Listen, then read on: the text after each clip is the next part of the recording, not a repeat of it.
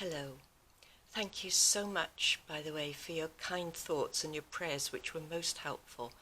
What happened was that we had a leak in the roof, and it didn't show up until mushrooms started growing just beneath the fuse box on the ceiling.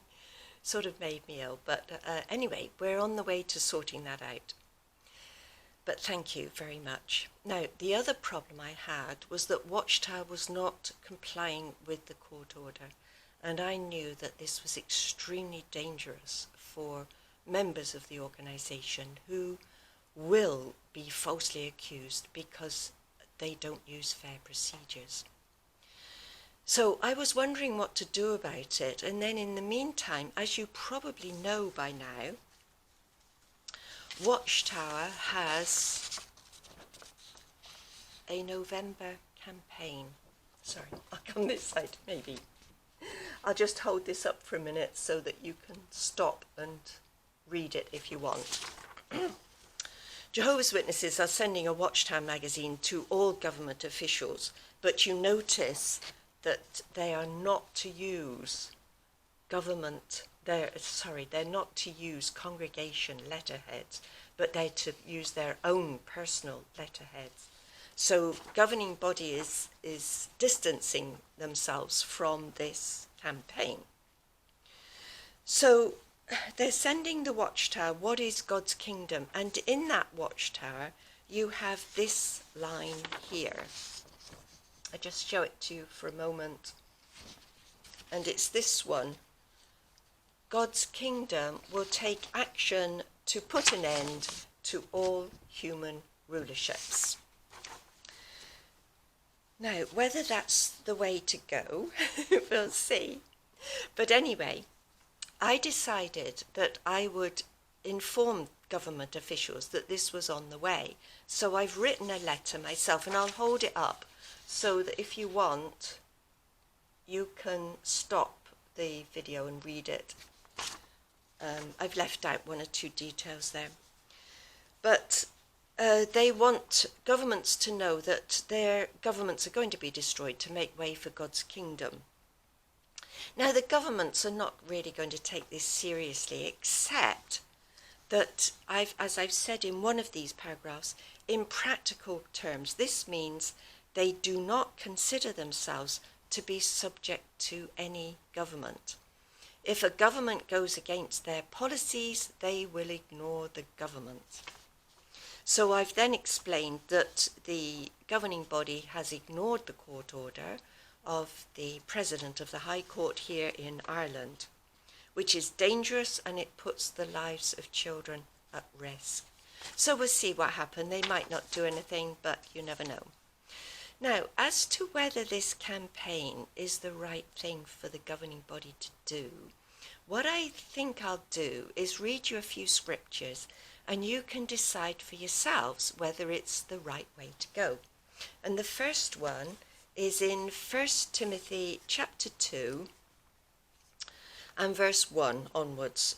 Paul says, "My advice is that first of all, there should be prayers offered for everyone, petitions, intercessions, and thanksgiving, and especially for kings and others in authority." Why?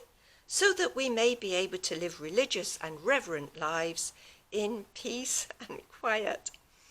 Whether telling governments they're going to be destroyed is a way to do this, I'll leave it to you.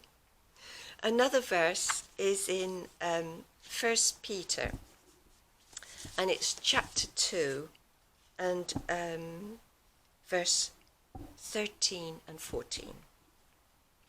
"For the sake of the Lord, accept the authority of every social institution, the emperor, or some translations say the king, as the supreme authority, and the governors as commissioned by him, and by God, obviously."